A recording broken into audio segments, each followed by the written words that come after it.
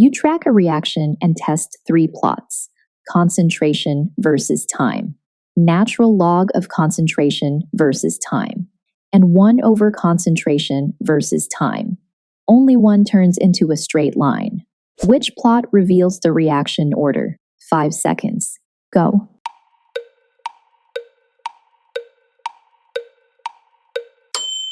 Here's the key.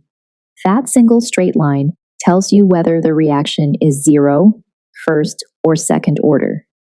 In this video, you'll learn how integrated rate laws make that possible, which plot to use for each order, how to read the slope to find K, and how to match K's units to the reaction order. In many courses, you first learn to compare initial rates across different trials. But there's another path.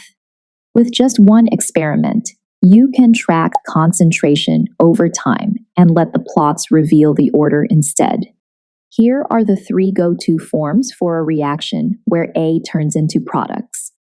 First, 0 order. The integrated form reads concentration of A at time. T equals concentration of A at time 0 minus K times T. When you plot the concentration of A versus time, you get a straight line with slope negative K and y-intercept equal to the starting concentration. Next, first order.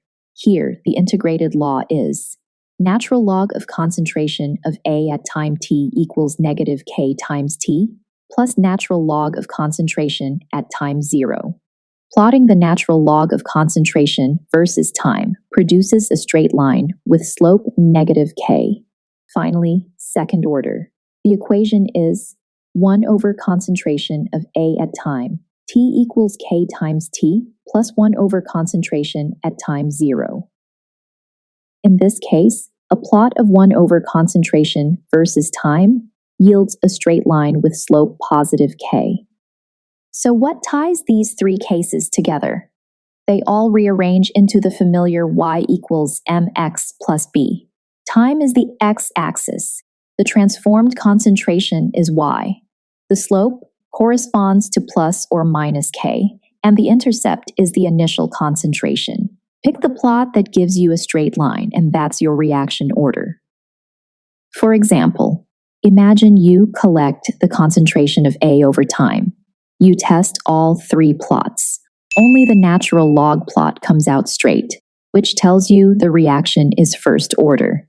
In that case, the slope of the line equals negative K. So far, we've matched each reaction order to its linear plot and seen how the slope directly gives K, negative for 0 and first order, but positive for second order. Ready to lock it in? Tap the link for study guides and flashcards on this topic so you can keep learning without missing a beat. Now that we've covered plots and slopes, let's talk about the units of K. Since the rate of reaction has units of molarity per second, written as capital M per second, each order gives a distinct K. For 0 order, K has units of molar per second. For first order, K has units of per second, and for second order, K has units of inverse molar per second. The order and the units go hand in hand. One tells you the other. Along the way, be careful of common traps. First, don't use log base 10 in the first order equation. It must be natural log. Second, keep time units consistent. Don't mix minutes and seconds. And third, never declare an order from curved data. If the plot isn't linear, then it's not in that order. For another example, suppose the 1 over concentration versus time plot is linear. That signals second order. In this case, the slope itself is K, and you read it directly from the best fit line, attaching the proper units of inverse molar per second. But what if 2 plots look pretty straight? That's when residuals come in. Zoom in and check the deviations from the line. The correct order gives random, flat residuals, while the wrong one shows systematic curvature. To rewind quickly, a linear plot reveals the order.